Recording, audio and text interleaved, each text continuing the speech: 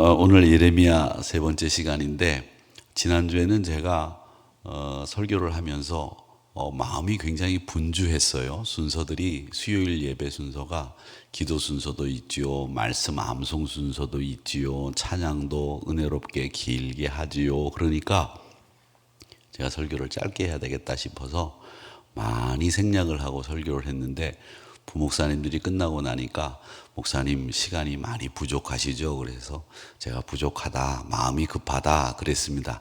여러분 마음이 급하시더라도 여러분도 제가 마음이 급하면 됩니다. 여러분들은 그냥 느긋이 앉아 계시다가 시간 되면 끝내드릴 테니까, 점심 식사 약속 어기지 않도록 해드릴 테니까 염려하지 마시고 수요일 날 편안하게 오시기 바랍니다. 네. 우리 신춘장 원사님이 크게 아멘 하시면서 빨리 끝낼 줄로 믿습니다, 이렇게 해주셔서 감사합니다. 고맙습니다.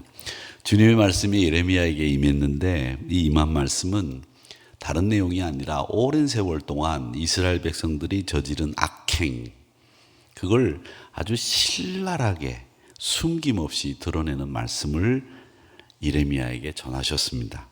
그리고 하나님이 예레미야를 통해서 이 하나님의 공의로운 법정에 네가 이제 이스라엘 백성들이 악행 때문에 기소해야 된다, 이렇게 말씀하시는 내용이 오늘 말씀입니다.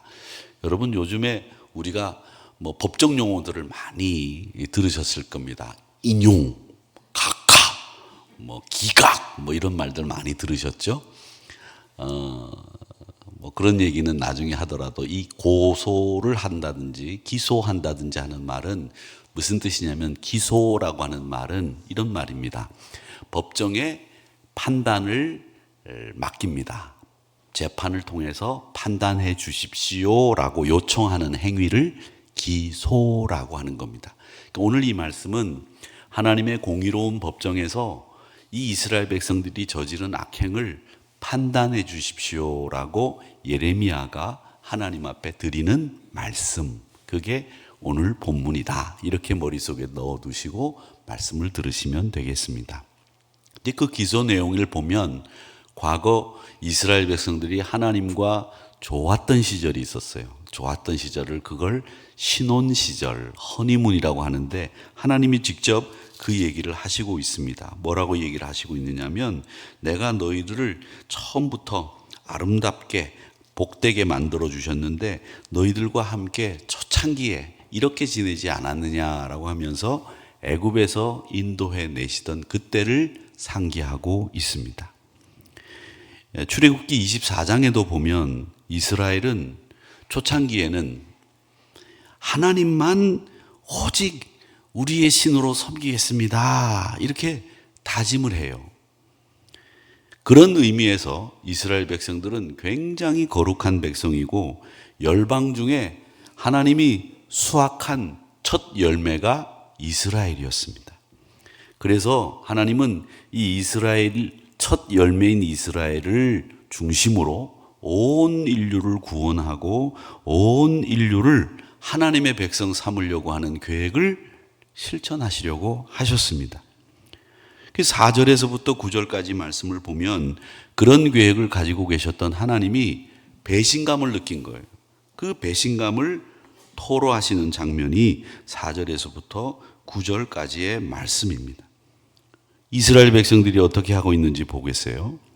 메마른 땅, 아무것도 없는 척박한 땅 광야에서 40년 동안 하나님의 도우심을 받았는데, 이 가나안 땅에 들어가서도 농사를 지으면서 배부르게 먹을 수 있는 은총을 베풀어 줬는데, 그럼에도 불구하고 하나님을 저버리고 허망한 우상을 섬기고 따랐다라는 겁니다. 이 우상 숭배는요, 이스라엘 백성들이 구약 성경을 보면 전반적으로 처음부터 끝까지 다 우상 숭배예요. 그만큼 이스라엘 백성들이 이 우상 숭배에 쩔어서 살았습니다.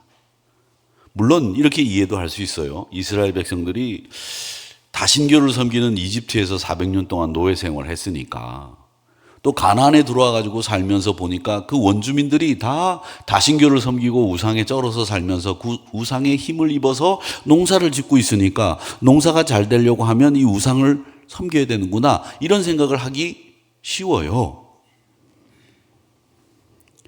그러나 출애굽 이후에 모든 것을 진멸하고 하나님 한 분만을 섬기겠다고 하는 신앙으로 살겠다고 자기들도 다짐했고, 또 이스라엘 백성들 하나님이 약속을 하셨는데 이 정복한 가나안 땅에 원주민들이 버리고 간 우상까지 끄집어내 가지고 그걸 섬기고 있단 말이에요. 도망을 가면서 패퇴하면서 가나안 원주민들이 버리고 간 그 우상들을 주워 가지고 갖다가 섬기는 거예요. 여러분, 주워서 쓸 게 있고 새 거를 쓸 게 있고 주워서 쓰면 안 되는 것들이 있어요. 그럼 막 주워서 쓰지 마세요. 요즘에 보니까 이 당근이라고 하는 것들을 많이 하시던데, 이 당근에서 해야 될 것들이 있고 하지 말아야 될 것들이 있어요. 주워서 써야 될 게 있고, 쓰던 거 쓸 수도 있지만 쓰던 거 쓰지 않아야 되는 것들이 있죠. 근데 가나안 원주민들이 버리고 간 거예요. 근데 그걸 끄집어내 가지고 그걸 집에다 갖다 모셔놓고 말이죠, 섬긴단 말이죠. 그래서 하나님이 뭐라고 말씀하시느냐, 출애굽기 32장에 보면 이스라엘 사람들이 시내산에서 모세가 안 내려오니까 금송아지를 만들고 거기서 춤을 추고 난리를 치면서 아론과 더불어서 우리를 이집트에서 끄집어낸 탈출시킨 신은 이 금송아지다 이러면서 망발을 부리고, 요즘 말로 얘기하면 라를 떤 거예요. 그 하나님이 보실 때는 그거죠. 출애굽기 32장 4절 말씀을 보면 이렇게 되어 있습니다. 아론이 그들의 손에서 금고리를 받아 부어서 조각칼로 새겨 송아지 형상을 만드니 그들이 말하되 이스라엘아, 이는 너희를 애굽 땅에서 인도해낸 너희의 신이로다 하는지라. 아니, 하나님이 분명히 이스라엘 백성들을 끄집어낸 걸 자기네들이 경험하고 봤으면서도 어떻게 금송아지가 이집트에서 자기를 끄집어낸 신이라고 얘기할 수 있느냐 말이에요. 화가 나요, 안 나요? 화나시죠? 화가 나요. 저도 화가 나는데 하나님이 보시면 얼마나 화가 나시겠어요. 말도 안 되는 얘기를 하고 있잖아요. 그러니까 하나님이 뭐라고 얘기하시느냐면, 야, 너희들, 이 32장 이후에 보면 뭐라고 얘기하시냐면, 목이 뻣뻣한 놈들아, 이렇게 얘기하시는 거예요. 목이 뻣뻣하다. 목은요, 여러분, 유연하셔야 돼요. 그렇죠? 우리가 국민체조 배울 때 목 돌리는 것부터 하잖아요. 일어나가지고 윗니 아랫니 닦고 이쪽 저쪽 목 닦고, 그리고 난 뒤에 이렇게 목을 돌리잖아요. 이 목이 유연해야 돼요. 이 목이 뻣뻣해지면 안 좋아요, 건강에. 그래서 옛날 어른들도 뭐라고 말씀하셨느냐면, 베개 높은 거 베면 일찍 죽는다 그랬어요. 베개 높은 거 베지 말래요. 목이 뻣뻣해지니까. 유연해야 돼요. 그런데 목이 뻣뻣한 백성이라고 하나님께서 이스라엘 백성들을 야단을 친다는 겁니다. 심지어 어떤 일까지 했느냐, 몰록이라고 하는 신이 있어요. 그 몰록이라고 하는 신은 어떻게 섬겨야 되느냐 하면, 자기 자식들 중에서 제일 잘난 놈을 불태워 죽여야 그 신이 감동을 하고 복을 내려준다고 말하는 신이에요. 몰록이라고 하는 신이. 얼마나 기가 막힌 거예요. 그런데 이스라엘에 가보면 여러분, 이 앞이 기드론 골짜기예요. 이스라엘 성지 사진을 이렇게 보시면 성지가 이렇게 있으면 이렇게 앞에 전면으로 가운데 이 성전이 이렇게 있잖아요. 동그랗게 이렇게 도움식으로 돼갖고 성전이 이렇게 보이는데, 그 앞이 기드론 골짜기예요. 그 사진으로 볼 때. 그리고 그 왼쪽이 흰놈 골짜기라고 하는 곳인데, 그 흰놈 골짜기가 뭐냐면 우리로 따지자면 시구문 같은 거예요. 사람이 죽으면 그쪽으로 갖다 버리든지 쓰레기를 버리고 사람 시신을 내보내는 곳, 그게 흰놈 골짜기, 우리로 시구문이래요. 근데 거기에다가 몰록신을 섬기기 위해서 제일 잘난 아들, 그걸 데려다가 거기서 불 질러 놓고 거기서 걷게 해가지고 불에 타서 죽여서 바치는 인신공양을 하는 거예요. 이런 짓을 이스라엘 백성들이 했다는 거죠. 기가 막히지 않습니까? 어찌 이렇게 할 수 있느냐는 거예요. 이유는 뭡니까?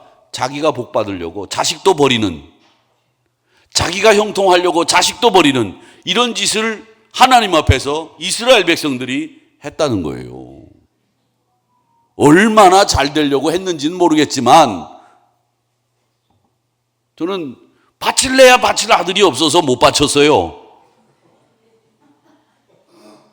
그런데 아들이 얼마나 많은지 몰라도 그 아들을 생떼 같은 눈에 넣어도 안 아픈 아들을 바쳐가면서 자기들의 평안을 복을 얻으려고 했던 그 이스라엘 백성들의 사고방식이 썩은 거죠.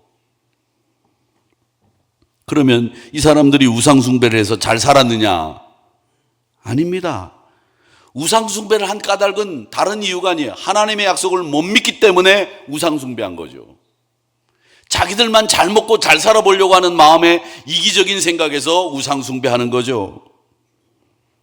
이스라엘 사람들이 하나님 섬기는 일을 그럼 버렸느냐? 아니에요. 하나님 섬기는 일도 계속 했어요. 말씀은 몰랐지만 제사 드리는 일은 쉬지 않았어요. 그 말은 뭐냐면 좋은 게 좋은 거라고 하나님도 섬기고 우상도 섬기고 섬길 수 있는 건 다 섬기는 거예요.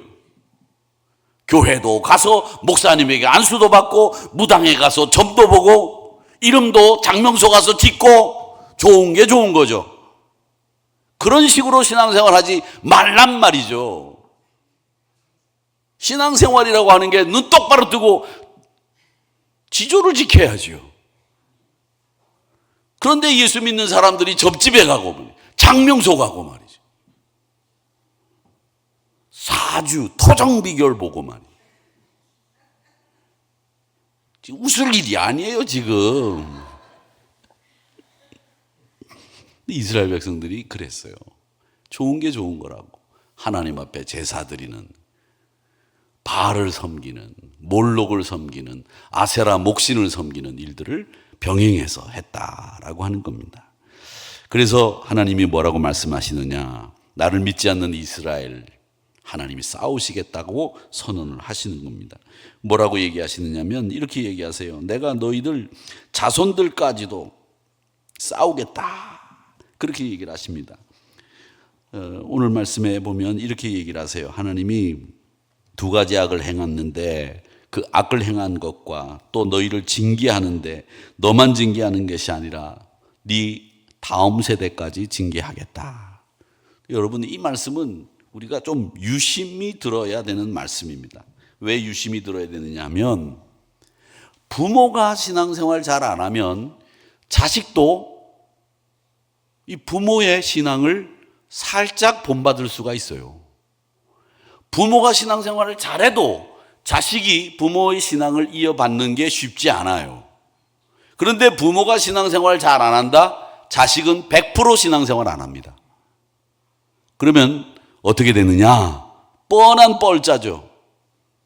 아버지가 신앙생활 안 하고 우상숭배하면 자식도 우상숭배하는 거고, 이 세대가 타락하면 다음 세대도 타락하기가 십중팔구예요. 우리가 정신 차리지 않으면 다음 세대 아무리 기도해도 그 세대들은 하나님 잊어버린 세대가 되는 거예요. 조상들의 죄는 답습하기가 쉽습니다. 조상들의 죄악에서 돌이키고 회개하지 않으면 그 자손들에게 책임까지 묻겠다는 말씀은 뭐냐? 네 자식들도 네가 안 믿으니 똑같이 안 믿을 거다라는 거예요. 여러분, 분명히 말씀드리지만 자식들 예수 잘 믿게 해야 돼요. 여러분이 아무리 신앙생활 잘해보면 뭐합니까? 여러분 돌아가시면 교회에서 장례식도 못하게 되는 경우가 생긴다니까요. 여러분이 평생 여기서 기도하셨는데도 왜? 자식들이 교회가 주관해서 예배 드리는 거 불편하다고 얘기하니까 목사가 그 권사님네 장례식에 가고 싶어도 자식들이 못 오게 하니까 못 가는 거예요. 제가 화난다고 목사님 왜 이렇게 화를 내? 그런 건 화가 나요, 정말.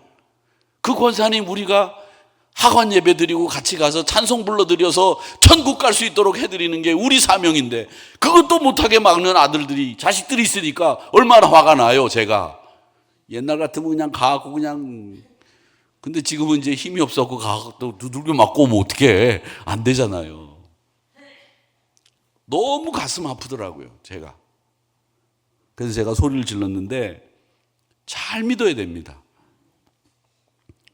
우리가 그러면 여기 모이신 분들에게 우상숭배 얘기하면 여기 계신 분들이 수요일 예배까지 오셔가지고 우상숭배 하는 분들이 여기 오셨겠어요?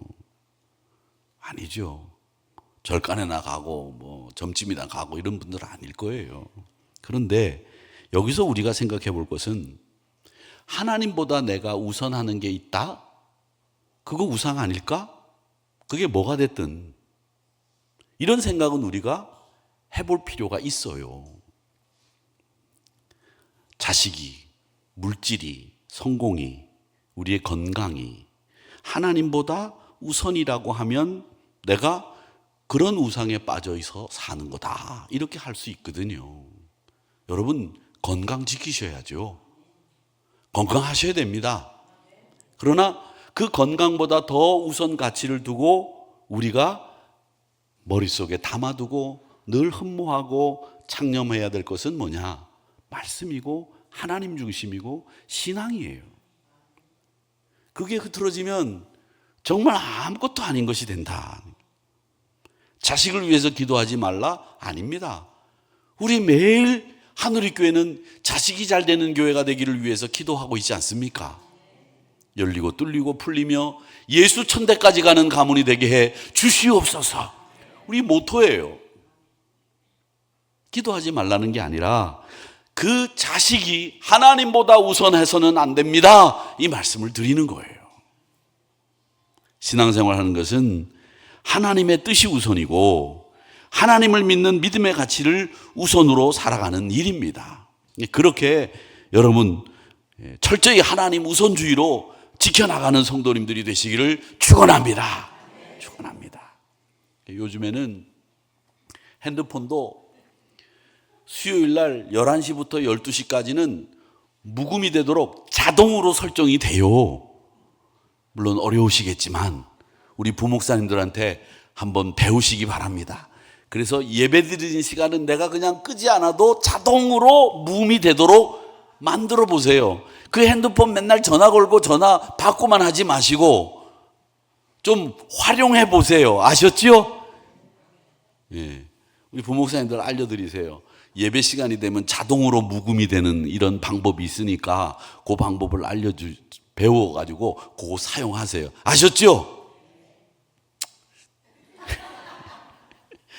수요일 날은 참 우리 권사님들하고 예배 드리는 게 참 즐겁고 좋아요.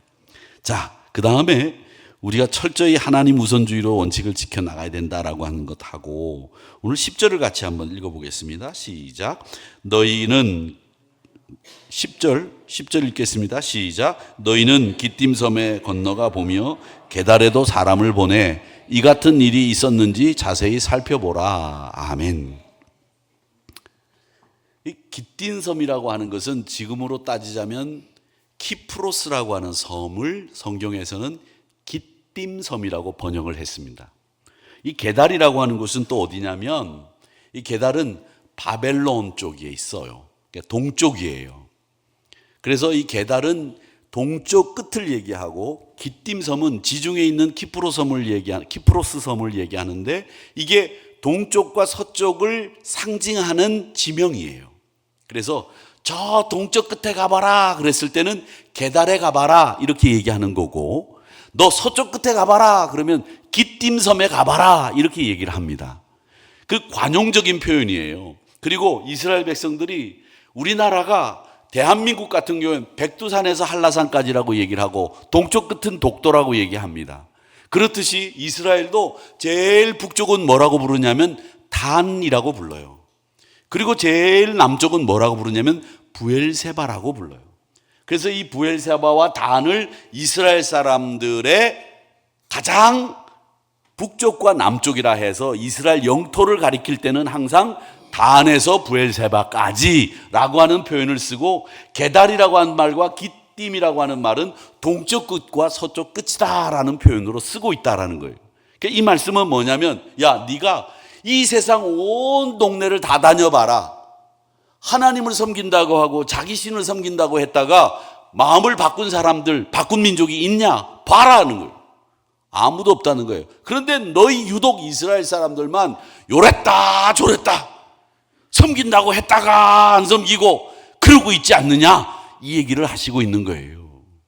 여러분, 그래서 저는 이 사람 중에서 제일 이 가늠하기가 힘들고 다루기가 힘든 사람이 요랬다 저랬다 하는 사람이에요. 나쁘려면 처음부터 끝까지 계속 나쁘세요. 아멘. 또 거기서 또 왜 아멘을 해? 그러지 마시고, 좋으려면 처음부터 끝까지 좋아야 되고, 하나님 약속 지키겠다고 하면 처음부터 끝까지 지켜야지. 왜 이랬다 저랬다 하세요? 이러면 안 된다는 거죠. 그래서 오늘 말씀의 내용은 뭐냐면 이랬다 저랬다 하는 거죠. 안 된다는 거예요. 11절 말씀 읽어보겠습니다. 시작. 어느 나라가 그들의 신들을 신 아닌 것과 바꾼 일이 있느냐? 그러나 나의 백성은 그의 영광을 무익한 것과 바꾸었다. 안타까운 마음에서 하나님이 말씀하시는 거예요. 근데 우리가 여기서 착각하는 게 하나 있어요. 뭐가 있느냐면, 우리 하나님은 우리를 통제하고 조종하는 분이라는 생각을 하세요. 많은 분들이 그렇지 않습니다. 오늘 말씀에도 보면 하나님이 이스라엘 백성들에게 책망을 하더라도 그냥 대짜고짜 이놈 그리고 몽둥이를 들고 때리는 게 아니라, 야, 네가 잘못한 게 이런 거야. 너 맞아야 돼. 안 맞으면 정신 못 차릴 것 같아. 몇 대 맞을래? 2대요. 그래? 2대니까 1대만 맞아라. 그리고 다시 잘 시작해보자. 이런 논조로 말씀을 하시는 거예요. 하나님이, 야, 너 잘못했지. 이리 와. 무조건 두들겨 패는 이런 분이 아니에요. 그래서 저희가 학교 다닐 때는 남학생들은요, 두들겨 맞는 게 당연한 줄 알았어요. 그리고 이유도 모르고 맞았어요. 교회 딱 갔는데 토요일 날, 교회에서도 맞았으니까 토요일 날 딱 갔는데 고등학교 2학년 애들 다 모여. 고3 선배가 그래요? 그러면 예, 모였습니다. 그러면 옥상으로 올라와. 교회 옥상으로 올라가 가지고 엎드려. 그럼 왜 엎드려야 되는지도 모르고 두들겨 맞았어요. 요즘 만약에 청년부에서 고등부에서 선배들이 후배를 두들겨 패면 아마 큰 문제가 날 겁니다. 문제가 보통 문제가 아닐 거예요. 목사까지 경찰서 가가지고 진술 써야 되고 뭐 이런 일이 생길 거예요. 근데 그때는 맞는 거면 그냥 맞는 건가 보다, 이렇게 생각했어요. 인간들은 그랬지만 하나님은 때리셔도 그냥 때리는 법이 없습니다. 설득하고 잘 될 수 있는지를 보셨어요. 책망이라고 하는 것이 그렇게 무작정 책망하는 게 아니었다는 겁니다. 인간의 판단이나 선택이나 결정이나 행동, 하나님 막는 분 아닙니다. 인간이 하고 싶은 대로 다 해도 됩니다. 하나님 떠나도 되고 하나님 잊어도 되고 말씀 듣지 않아도 됩니다. 하나님 안 막으세요. 대신 하나님이 바라시는 것이 있습니다. 그렇게 해서라도 우리가 행복하다면, 나 떠나도 좋다, 나 버려도 좋다, 나 잊어도 좋다, 내 말 안 들어도 좋다, 네가 행복하다면 나 좋다는 거예요. 그런데 그렇게 해가지고 좋아질 리가 없다는 거죠. 그래서 하나님이 말씀하시는 거예요. 하나님이 그래서 더 많이 일하시고, 그래서 더 많이 답답해하시고, 그래서 더 많이 우리에게 호소하시는 거예요. 그렇게 하지 마라. 내게로 돌아오너라. 내 말을 들어라. 5절 말씀에 너무 속상하시니까 말씀하시는 내용입니다. 같이 읽어보겠습니다. 시작. 나 여호와가 이와 같이 말하노라. 너희 조상들이 내게서 무슨 불의함을 보았기에 나를 멀리하고 가서 헛된 것을 따라 헛되이 행하였느냐. 이 헛된 것이라는 말이 굉장히 중요한 말이에요. 이 히브리 말로 헤벨이라고 합니다. 헤벨. 이 헤벨이라고 하는 말이 무익한 것, 헛된 거라고 하는 뜻인데, 이 말이 바알 우상이라고 하는 바알과 말이 비슷해요. 그래서 이 헛된 것을 따라 행하느냐라고 하는 이 말은 왜 너희들이 우상 숭배하느냐, 이런 말씀이에요. 우상 숭배하는 일이 헛된 것이다 라는 거죠. 나를 멀리해도 니네들이 행복하다면, 나를 멀리해도 너희들이 복받으면 나 멀리해도 좋다, 나 죽여도 좋다, 나 없어도 좋다, 너희들의 행복이 우선이다. 이게 하나님의 마음이라는 거 여러분 꼭 기억하시기를 축원합니다. 하나님은 그런 분이에요. 독재자도 아니고 요즘 말로 이야기하는 하나님은 꼰대도 아니세요. 우리 인간의 어떤 수고도 헛되어서는 안 되겠다, 어떤 노력도 무익한 것이 되면 안 되겠다. 너희들의 열심이 낭비가 되면 안 되겠다. 너희들이 수고하고 애쓰는 것이 열매를 맺어야 되겠고, 너희들이 행복해야 되겠다. 너희들이 기뻐야 되겠다. 너희들이 잘 살아야 되겠다. 이게 하나님의 마음이라는 걸 여러분 기억하시기를 바랍니다. 그러니까 하나님이 보면, 다른 관점에서 보면 참 딱한 분이죠. 하나님 우리 그냥 버리면 그냥 끝나요. 그런데 하나님은 일을 늘리시는 거예요. 또 설득하고 또 설득하고 더 많이 수고하시는 분이 우리 하나님이십니다. 그래서 6절 말씀에 보면 여기 이렇게 됩니다. 애굽 땅에서 인도하여 내시고 광야 곧 사막 구덩이 땅 건조하고 사막에 그늘진 땅 사람이 그곳으로 다니지 아니하고 그곳에 사람이 거주하지 아니하는 땅을 우리가 통과하게 하시던 여호와께서 어디 계시냐 하고 말하지 아니하였도다. 이 말씀은 뭐냐? 내가 너를 위해서 더 많이 일할 터니까 나만 찾아라, 그 얘기를 하시고 있는 겁니다. 광야 지나는 동안에 메추라기 주시고 만나 주시고 반석에서 물 내주시고 이스라엘을 살리기 위해서 구름 기둥으로 인도하시고 얼마나 많이 일하셨습니까? 하나님이 이스라엘 백성들에게 해코지 하셨습니까? 불의한 일을 하셨습니까? 그렇다면 어려운 일 만나면 하나님 찾아야죠. 우리를 도와주시던 하나님 어디 계시냐고 찾기만 하면 되는데 찾지는 않는 거예요. 그걸 하나님이 얘기를 하시고 있다라고 하는 겁니다. 여러분 보세요. 하나님이 일하시는 것을 제가 설명해 드릴게요. 요거 설명 잘 들어보세요. 예레미야가 열방을 위한 선지자라고 제가 첫 시간에 말씀을 드렸죠. 그 열방을 위한 선지자라면 그 열방을 향해서 가야 됩니다. 가야 돼요. 이사야 선지자도 선지자로서 예언의 말씀을 많이 하셨어요. 에돔을 위해서 말씀하셨고 니느웨를 향해서도 말씀하셨고 모압을 위해서도 말씀하셨어요. 근데 그 말씀하신 데를 다 이사야 선지자가 비행기를 타고 배를 타고 아니면 말을 타고 갔습니까? 안 갔어요. 성경에 나오는 선지자들 중에 자기가 예언한 나라를 위해서 간 선지자는 딱 한 명이에요. 누구? 요나, 니느웨. 그 선지자들 말고는 아무도 자기가 예언한 나라, 자기가 하나님의 말씀을 전한 나라를 향해서 간 적이 없어요. 그러면 왜 간 적이 없느냐? 누가 일하셨기에? 하나님이 일하시기 때문에 말씀만 전하고 하나님이 일하시기 때문에 안 간 거예요. 이 말은 뭐냐면 우리가 아무리 하나님을 찾고 하나님을 사랑한다고 얘기하고 그러고 난 뒤에 우리가 그 사랑하고 그 찾는 행위에 걸맞는 행동을 해야 되느냐? 아니에요. 우리는 찾기만 하면 된다는 거예요. 찾기만 하면 돼요. 그러면 하나님이 여러분을 위해서 다 해주신다는 거예요. 다 몽땅 하나에서부터 열까지. 기억하세요. 누가 해주신다고? 하나님이 해주신다고. 우리가 안 가도 돼요. 왜 안 갔느냐? 하나님이 다 하셨기 때문에 그랬다라는 겁니다. 하나님의 사역은 저는 그렇게 생각해요. 하나님이 일하시는데 우리를 초청하세요. 보라는 거예요. 보기만 하면 돼요. 그리고 그 혜택과 그 은총을 다 우리에게 주시는 거예요. 이게 하나님의 일이에요. 우리 보고 땀 흘려서 땅 파라고 말씀하지 않으세요. 하나님이 다 파주시도록 만드시는 거예요. 하나님이 나무 심고 열매 맺고 그런 다음에 그 열매까지 따서 우리 입에 딱 넣어주시는 거예요. 우리는 그 하나님을 찬송하고 그 하나님을 기뻐하고 그 하나님만 찾으면 그만이에요. 다른 게 없어요. 우리 보고 땅 파서 나무 심고 거름 주고 때마다 비료 줘 가면서 키워라? 아니에요. 하나님이 다 하시는 거예요. 물 주고 비 주고 햇빛 주고 먹는 건 누가? 우리가.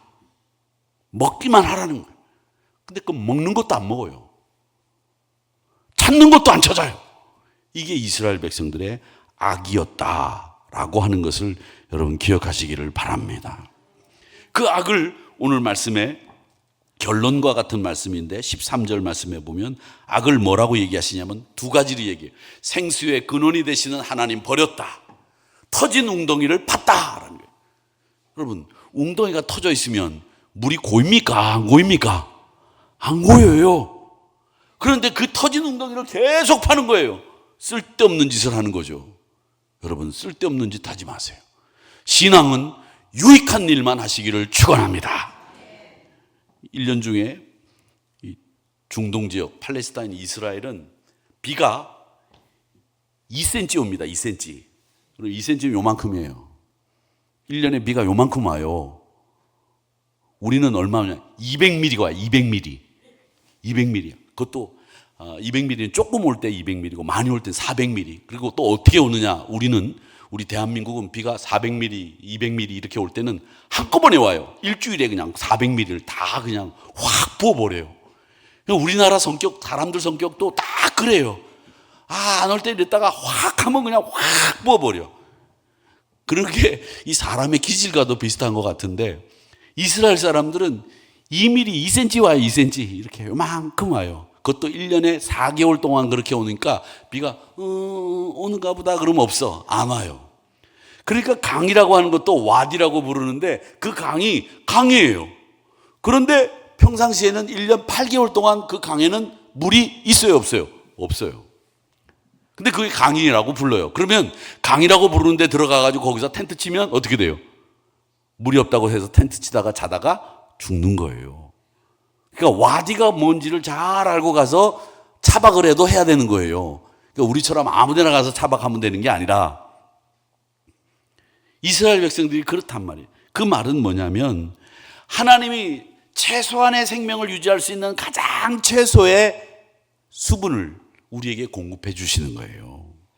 그런데 그 수분을 공급해 주시는데 하나님이 그 수분과 더불어 너희들이 평생 먹을 수 있도록, 평상시에 먹을 수 있도록 웅덩이를 팔 수 있도록 물을 허락해 주셨는데 그 물을 하나님의 말씀대로 파면 되는데 그 물을 어떻게 파느냐? 터진 웅덩이를 파는 거예요.